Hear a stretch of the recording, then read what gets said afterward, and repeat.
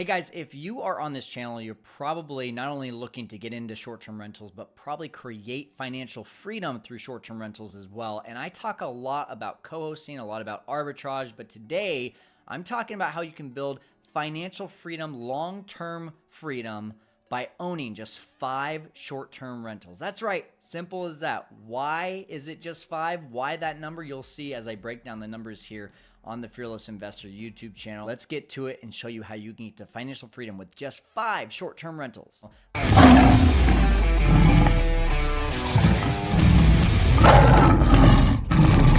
Okay, so pause really quick if you're just joining this channel for the first time. My name's Kyle Stanley. I've been doing short-term rentals and Airbnb since 2015, full-time starting in 2019. And my wife and I combined have 15 doors plus a few commercial properties, and that spans over about 9 or 10 properties that we own together. But truly, when I look at the scope of our lifestyle and the average American, 5 short-term rentals, it's as simple as that. Owning 5 STRs, 5 Airbnbs can get you to financial freedom.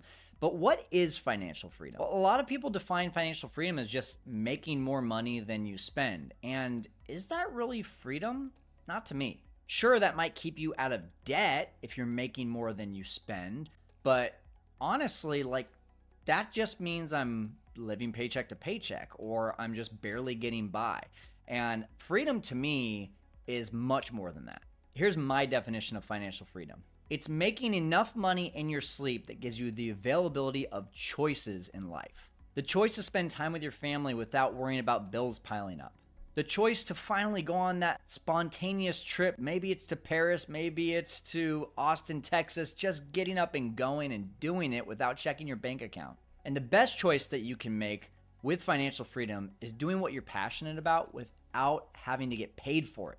So let's say you're the average American right now, which according to bankrate.com, you make about $87,000 a year before taxes, and you have about $66,000 a year in expenses. Now, the average American is also going to get taxed about 30% on that $87,000, which means after taxes, you're actually a little bit in the red. You might only be making about $63,000 while you have $66,000 of expenses. Now, if that's not you, if you make less or you make more, just adjust the numbers accordingly to what I'm about to show you. So really, if you want to be able to pay for everything and have a little bit left over, you should make a little bit more. Instead of $87,000, you need to be making more like $100,000 so that you have about $70,000 after taxes, which means you pay for all of your expenses and have a few $1,000s left over. But based on my definition of financial freedom, right? The ability to have choices based on money that you're making in your sleep.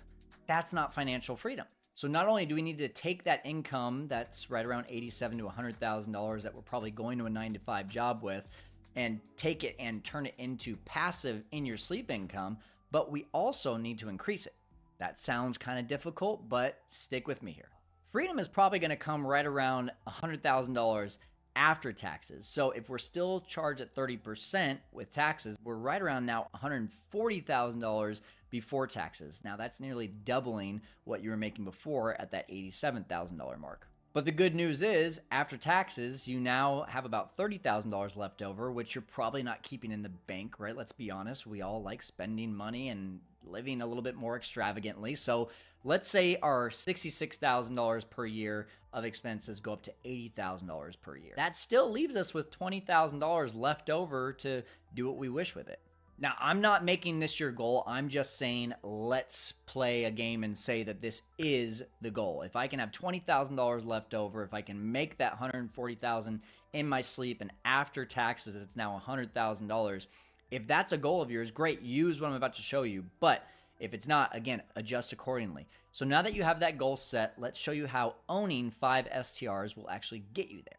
I'm going to give you an actual case study here. Let's take a look at this house that you see in front of you. This is in Clovis, California. It's a house that I bought in March of 2020, and I actually house hacked it. If you don't know what house hacking is, essentially you live in the property while also renting out either additional spaces or additional rooms, so you're making money while renting out where you live. Now, here's some of the numbers on this house. I bought this house for $339,000 in March of 2020, but I put only 5% down because I was house hacking. I was able to say I'm living here. For that reason, I didn't have to put much down. With closing costs, that was about $20,000. I did have some small renovations and I added a lot of value to the home by converting a workshop in the back into another studio.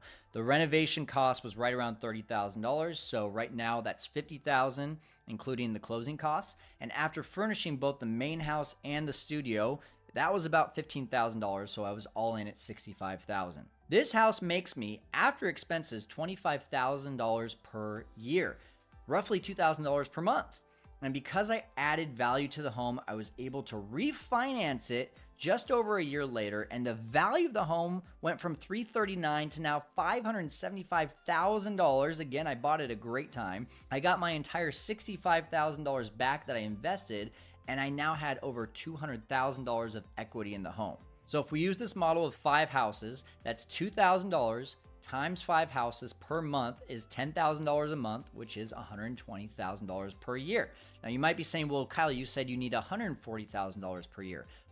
Good news. You are now a business owner and you own real estate. Now, I'm not a CPA, so I'm not going to do the numbers and I don't have my license for that, but I can almost guarantee you that because of depreciation and the fact that you now write off expenses before taxes, not after taxes, you're likely not going to be paying $20,000 in taxes. So you're still at the net that we need you at. Forget about the 140 versus 120. You're still right around $100,000 after taxes. So we really have reached that goal. Now, I know buying all of these houses is easier said than done, and we're not getting into all of the creative ways that you can do it with other people's money, or being able to buy on terms, or maybe even being able to use a bank loan and refinance like I did. I'm not going into the how right now. All I'm saying is you need to get to 5 houses as quickly as possible. If you have the money, great. If you need to buy one every 5 years, if you need to buy one every 10 years, at least you're doing it. Just get to 5 houses. Now let's take these 5 houses and skip ahead 15 years. And why 15 years? Well, if you're anything like me, you probably have a son or daughter that's going into college, is in college, or is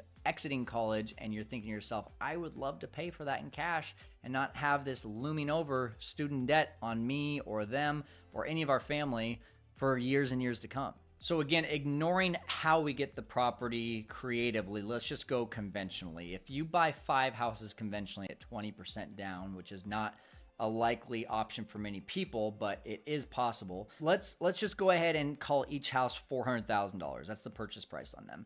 That's $80,000 down. 20% of $400,000 is $80,000, and you now have $80,000 of equity in the home. So let me first of all get you past that mind block. A lot of people think I'm spending $80,000. No, I'm investing $80,000. That money is still mine. It's just parked in a house instead of a bank. Then each year, just like the example I gave you, you cash flow $25,000 per year for those 15 years. Do the math. 25,000 times 15 years is $375,000 of cash flow. Boom, love that. But let's remove 10%, assuming that the house needs some maintenance and updates, and call it $335,000.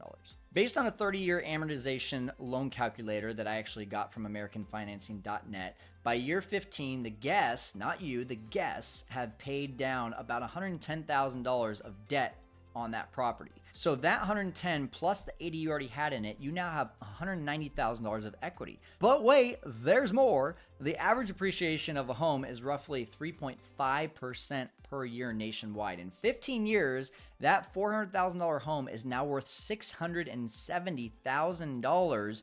And that means you now have an additional $270,000 in equity. So that $80,000 that you invested to get this house in 15 years has given you about $335,000 in cash flow, $190,000 in debt paydown, and an additional $270,000 of equity appreciation. Let's multiply that times 5 houses. Check out these numbers. That's $1.68 million in cash flow over the 15 years, $950,000 in debt paydown, and $1.35 million in appreciation. That totals together to be just south of $4 million, $3,980,000. If I also stayed consistent with that $80,000 per year of expenses during that 15-year period, which again, I might raise that, but let's just assume I stay consistent, I would have spent $1.2 million during that time. But let's be honest, there's inflation. Average inflation, about 3.8% per year if you Google it. And we're looking at close to 1.5 million that we've spent. That means we've made almost $4 million, but only spent 1.5 million. Our net earnings in those 15 years is $2.5 million. Well, right now, the average nationwide is right around $100,000 for 4-year out-of-state tuition. So even if that triples, which colleges will try to get away with that in 15 years, you still only pay $300,000 of that $2.5 million that's now to your name. Guys, I hope you are having light bulb moments right now. How possible now does that spontaneous trip to Paris feel? How possible does telling your boss to take a hike feel? How possible does it now feel to spend more time with your loved ones while watching money come in and not having to worry about the bills? Sit down with your family, watch this, get down to what are our goals? What does it look like in a year to year? What does it look like 5 years out? What does it look like 15 years out? Sit down, write that down. Write down the why as well. Why do we want to get there? You can get really lost in just the numbers and like, ooh, I want 100 houses. Yeah, but what is that 100 doors really going to do for you? What is that going to solve? If it's just adding more income and adding more assets without a reason for the actual income, then is that going to be strong enough to really keep you going? Keep it simple, keep it attainable, and get on the same page with your significant other. Then reverse engineer it. What does that $100,000 a year look like in terms of number of houses? What does that $1 million a year look like in terms of number of houses or real estate? And if that sounds like something you want to do, the next step is mastering the short-term rental strategy. Now, obviously, you can do that by subscribing to this YouTube channel, which you probably already have done. If you haven't, hit that subscribe button.